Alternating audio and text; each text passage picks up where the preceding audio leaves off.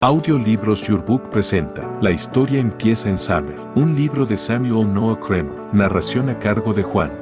21. Paraíso. Los primeros paralelos con la Biblia. Los capítulos precedentes demuestran claramente el papel que representaron los sumerios como precursores en la historia general de nuestra civilización. Son nuestros archivos más antiguos. He aquí, pues, lo que representan, juntamente con los de Egipto, estos textos de arcilla extraídos de las arenas mesopotámicas. Así, desde hace un siglo, las excavaciones realizadas en el Oriente Medio y en Egipto han ensanchado nuestro horizonte histórico y han hecho retroceder en varios milenarios las fronteras de la antigüedad. Actualmente ya no se puede aislar ni considerar como un momento absoluto de la historia el desarrollo de tal o cual civilización. A medida que se va ampliando el campo de nuestros conocimientos, aparecen nuevos pasadizos entre los diversos islotes que ponen en evidencia la continuidad de la evolución. Los descubrimientos que se acumulan en el Próximo Oriente ilustran estas relaciones de un modo muy significativo. El lector, al leer los textos que he citado más arriba,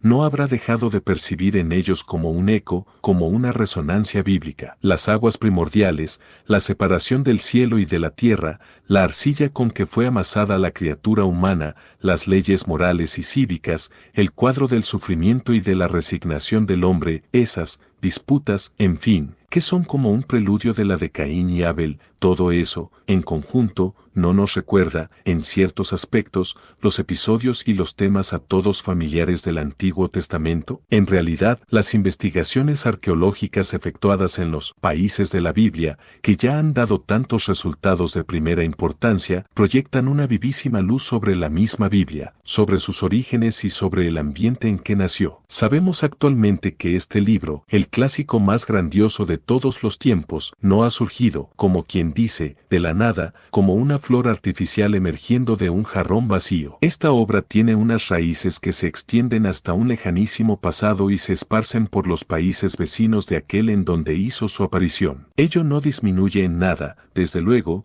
ni su valor ni su alcance, ni el genio de los escritores que la compusieron. Hay que admirar el milagro hebreo, ya que es un verdadero milagro ver cómo en la Biblia los viejos temas estáticos rompen el cuadro de sus esquemas convencionales para desarrollárselo sanamente en esta obra con un dinamismo, un vigor creador sin equivalentes en la historia del mundo. Para el descifrador de tablillas, el traductor de textos cuneiformes, resulta apasionante seguir la trayectoria de las ideas y de las obras a través de esas viejísimas civilizaciones de los sumerios a los babilonios, a los asirios, a los hititas, a los hurritas y a los arameos. Es evidente que los sumerios no ejercieron ninguna influencia directa sobre los hebreos, ya que aquellos habían desaparecido mucho antes de la aparición de estos últimos. Pero no hay ninguna duda de que los sumerios influyeron profundamente sobre los cananeos, antecesores de los hebreos en Palestina. Así es como pueden explicarse las numerosas analogías existentes entre los textos sumerios y algunos de los libros de la Biblia. Estas analogías no son aisladas,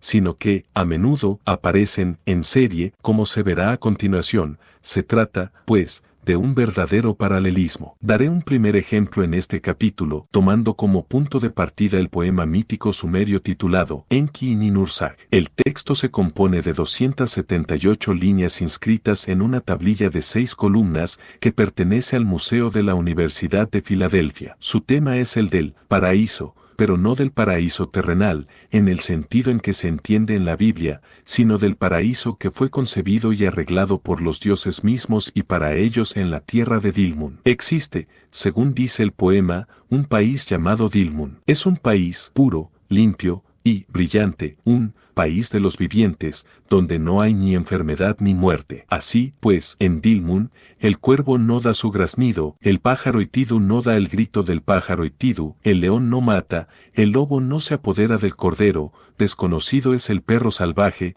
devorador de cabritos. Desconocido es el devorador de grano. Aquel que tiene mal en los ojos no dice, tengo mal en los ojos. Aquel que tiene mal en la cabeza no dice, tengo mal en la cabeza. La vieja no dice, soy una vieja. El viejo viejo no dice, soy un viejo. Aquel que atraviesa el río no dice. A su alrededor no dan vueltas los sacerdotes sumidos en llanto, el cantor no suelta ningún lamento, alrededor de la ciudad no pronuncia ninguna endecha. Sin embargo, le falta algo a Dilmun, el agua fresca, indispensable a los animales y a las plantas. Enki, el gran dios sumerio del agua, ordena, por consiguiente, a Utu, el dios del sol, que haga surgir agua fresca de la tierra para regar abundantemente el suelo. Dilmun se transforma así en un ubérrimo jardín en el que los huertos alternan con las praderas. Ninhursag, la gran diosa madre de los sumerios, que probablemente es el origen de la tierra madre, ha hecho crecer 8 plantas en ese paraíso de los dioses,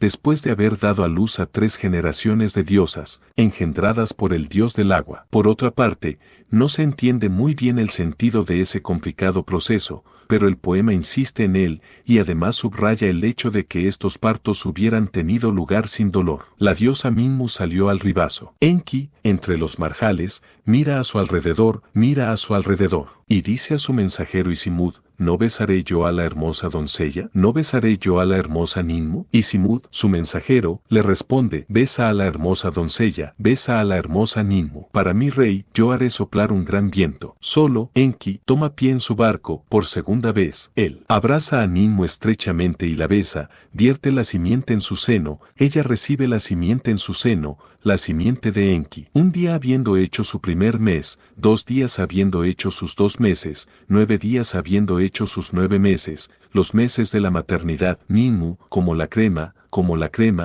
la buena, la maravillosa crema, da a luz a la diosa Ninkurra. Después de haber nacido las otras diosas por un procedimiento idéntico, Ninhursag crea las 8 plantas. Pero Enki, curioso, sin duda, de conocer su labor, las hace recoger por su mensajero Isimud. Este las presenta a su señor, el cual se las come una tras otra. Enki, entre los marjales, mira a su alrededor, y dice a su mensajero Isimud, quiero decretar la suerte de estas plantas. Quiero conocer su corazón. ¿Cuál es, por favor, esta planta? ¿Cuál es, por favor, esta planta? Isimud, su mensajero, le responde, rey mío, esta es la planta árbol, le dice, y la corta para Enki, quien se la come. Rey mío, esta es la planta miel, le dice, y la coge para él y él se la come. Rey mío, esta es la planta mala hierba del camino, le dice, y la corta para él y él se la come. Rey mío, esta es la planta de agua, le dice, y la coge para él y él se la come. Rey mío, esta es la planta espina, le dice, y la corta para él y él se la come. Rey mío, esta es la planta alcaparra, le dice, y la coge para él y él se la come. Rey mío, esta es la planta, le dice, y la corta para él y él se la come. Rey mío, esta es la planta casia, le dice, y la coge para él y él se la come. Pero a Enki le sale mal la broma, porque Ninhursag, montando en cólera, le maldice y le condena a muerte, y, a continuación, para evitar el riesgo de dejarse enternecer, para estar bien segura de no revocar su decisión, Ninhursag abandona a los dioses y desaparece. Enki decretó, pues, la suerte de estas plantas y conoció su corazón. Pero, entonces, Ninhursag maldijo el nombre de Enki, hasta que esté muerto, no le fijaré jamás con el ojo de la vida. En consecuencia, la salud de Enki empieza a declinar, 8 partes de su cuerpo se ven atacadas de enfermedad. Y, mientras Enki va perdiendo rápidamente sus fuerzas, los grandes dioses, abrumados, entristecidos y enlutados, están sentados en el polvo sin saber qué hacer. Enlil, el dios del aire y rey de los dioses sumerios, parece incapaz de hacer frente a la situación. Entonces interviene, sin que sepamos exactamente por qué, un nuevo personaje, la zorra, la cual declara a Enlil que, a cambio de una recompensa conveniente, se compromete a hacer volver a Ninhursag. Enlil acepta. Cómo se las apaña la zorra para lograr sus fines es cosa que ignoramos,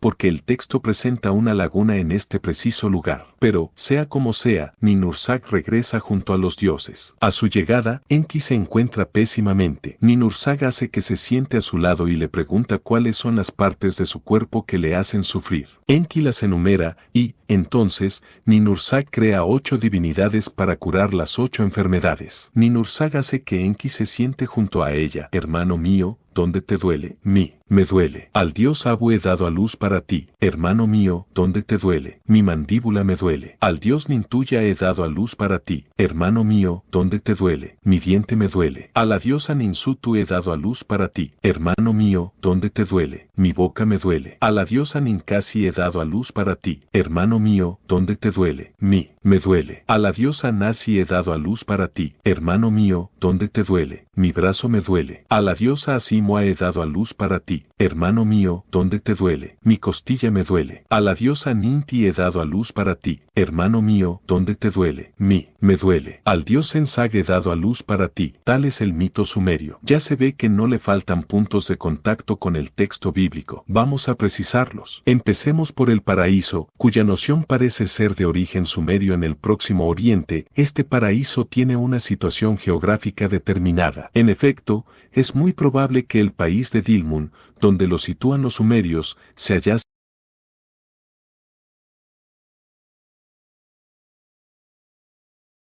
al sudoeste de Persia. Pues bien, los babilonios, pueblo semita que venció a los sumerios, situaron en esa misma región su país de los vivientes. En cuanto a la Biblia, este indica que Jehová o Yahweh plantó un jardín en Edén, hacia oriente, Génesis 2:8. De este lugar de delicia salía un río, añade el texto del Génesis 2:10-14, para regar el paraíso, río que desde allí se dividía en 4 brazos. Uno se llama Pison. El nombre del segundo río es Geón. El tercer río tiene por nombre Tigris. Y el cuarto río es el Eufrates. Estas indicaciones permiten pensar que el Dilmun sumerio y el Edén hebraico no eran más que uno en sus orígenes. Segundo punto, el pasaje del poema Enki y Ninursak, que relata cómo el dios del sol riega Dilmun con el agua fresca surgida de la tierra, corresponde con el siguiente de la Biblia, Génesis 2:6. Salía empero de la tierra una fuente, que iba regando toda la superficie de la tierra. Tercer punto, la maldición pronunciada contra Eva, multiplicaré tus trabajos en tus preñeces, con dolor parirás los hijos. Implica un estado superior, el que describe el poema sumerio en que la mujer paría sin dolor. Cuarto punto, y punto final, la falta cometida por Enki al comerse las 8 plantas de Ninursak, hace pensar en el pecado de que se hicieron culpables Adán y Eva al comerse el fruto del árbol de la sabiduría. Un análisis más meticuloso nos conduce a una comprobación aún más asombrosa, la cual nos proporciona la explicación de uno de los enigmas más embarazosos de la leyenda bíblica del paraíso, el que plantea el famoso párrafo en donde se ve cómo Dios forma la primera mujer, la madre de todos los hombres, de una costilla de Adán, Génesis 2:21. ¿Por qué una costilla? Si se admite la hipótesis de una influencia de la literatura sumeria, de este poema de Dilmun y de otros semejantes, sobre la Biblia, las cosas se aclaran mucho. En nuestro poema, una de las partes enfermas del cuerpo de Enki es precisamente una costilla. Ahora bien, el nombre sumerio de costilla es Ti. La diosa creada para curar la costilla de Enki se llama Ninti, la dama de la costilla. Pero el vocablo sumerio Ti significa igualmente hacer vivir. Los escritores sumerios, haciendo un juego de palabras, llegaron a identificar la dama de la costilla con la dama que hace vivir. Y este retruécano, uno de los primeros de la historia, pasó a la Biblia, donde, naturalmente, perdió todo su valor, ya que, en hebreo, las palabras que significan costilla y vida no tienen nada en común. Fue en 1945 cuando descubrí esta explicación. Más tarde me di cuenta de que la hipótesis a que había llegado yo por mis propios medios ya había sido sugerida 30 años antes por un gran asiriólogo francés, Vincent Skill, como me lo notificó el orientalista norteamericano William Albright, el cual hizo publicar mi trabajo. Ello no hace más que prestarle mayores probabilidades de veracidad.